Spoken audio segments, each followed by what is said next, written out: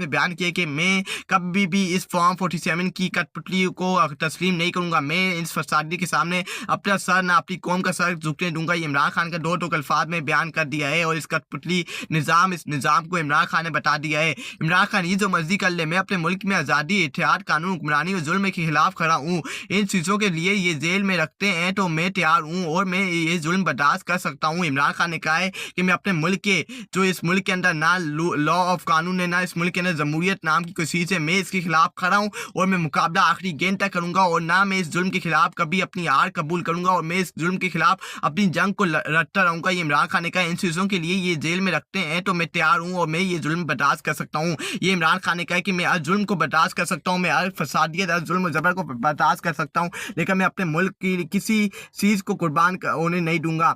If they think I will break under their tactics they are mistaken, no matter what they do I will not compromise on my principles. ये इमरान खान ने कहा कि अगर ये समझते हैं कि ये इनकी टैक्टिक्स से मैं तबाह बर्बाद हो जाऊंगा, मैं टूट जाऊंगा, तो ये इनकी भूल है। मैं कभी मिस्टेकनली भी, मैं कभी भी इनके प्रिंसिपल से, कभी भी इनके जो इन्होंने अपने रूल्स ऑफ लॉ बनाए हुए, कभी भी इनके रूल्स ऑफ लॉ से मैं नहीं टूटूंगा। उसका सारी उम्र जेल में रह लूंगा, इस जबर और फसादी के सामने नहीं झुकूंगा। ये इमरान खान का दो टोक अल्फाज में बयान है कि इन्होंने जितना मुझे मर्जी जेल के अंदर रखना है, मैं पूरी जिंदगी भी जेल के अंदर रहने को तैयार हूँ, लेकिन मैं जुल्म, जबर और फसादी के सामने कभी नहीं झुकूंगा और इनकी गुलामी कभी कबूल नहीं करूंगा।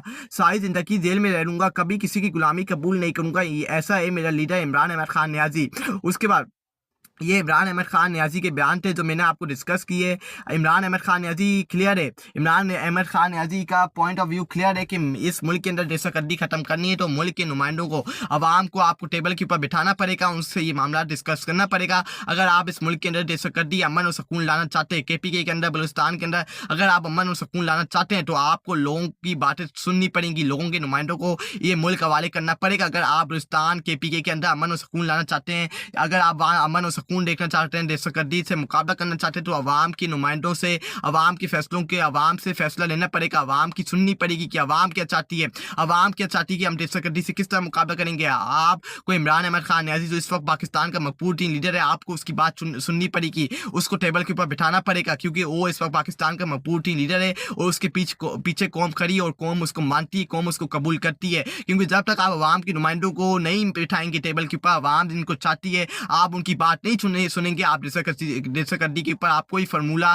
कोई प्लानिंग नहीं बना सकते। ये इस्लामती कमेटी ये फजूल है। आप जितनी इस्लामती कमेटी की मीटिंग करनी करके देख ले, 100 मरतबा भी करके देखनी है, आपको इसमें से कुछ नहीं निकलेगा। क्योंकि जब तक आप एक साल लोगों को नहीं बिठाएंगे, सर जोड़ के नहीं बैठेंगे, आप दहशतगर्दी के मामला के ऊपर नहीं बैठ सकते, ना इसके ऊपर डिस्कशन कर सकते हैं।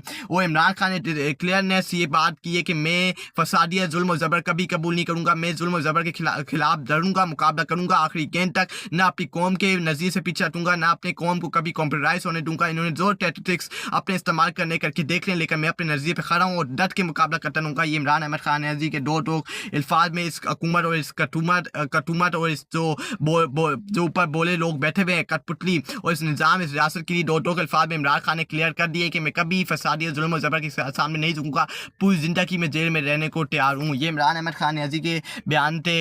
आपसे बहुत जल्द दोबारा मुलाकात होगी। अपनी दुआ में याद रखिएगा, अपने मुसलमान बहन भाइयों को भी अपनी दुआ में याद रखिएगा। फ़लस्तीनियों की आपकी दुआओं की बहुत ज़रूरत है। इसराइली दरिंदों को तबाह और बर्बाद करे अल्लाह ताला, उनको जो सप्लाई करे अल्लाह ताला उनको भी तबाह और बर्बाद करे। अब तक ख्याल रखिए। आपसे बहुत जल्द दोबारा मुलाकात होगी। अपनी दुआ में याद रखिएगा। अल्लाह हाफ़िज़।